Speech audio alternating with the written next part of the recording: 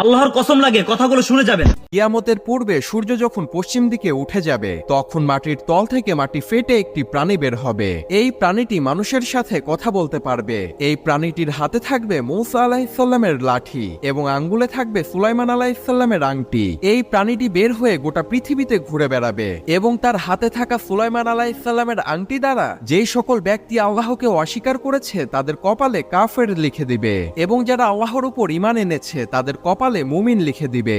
সেই সময় পৃথিবীর অবস্থা এমন হবে, একজন মুমিন আর একজন মুমিনকে দেখে চিনতে পারবে এবং একজন কাফের আর একজন কাফেরকে দেখে চিনতে পারবে। কিন্তু সেই সময় কাফেররা চাইলেও আল্লাহ তাআলার কাছে তওবা করতে পারবে না, কেননা সূর্য সেই সময় পশ্চিম দিকে উঠে যাবে আর সূর্য পশ্চিম দিকে উঠে যাওয়া মানে তওবার দরজা বন্ধ হয়ে যাওয়া। এই প্রাণীটি এসে সবাইকে উদ্দেশ্য করে বলবে, মানুষ কোরআনের আয়াত অস্বীকার করত আর আমিও ছিলাম কোরআনের আয়াতের অংশ।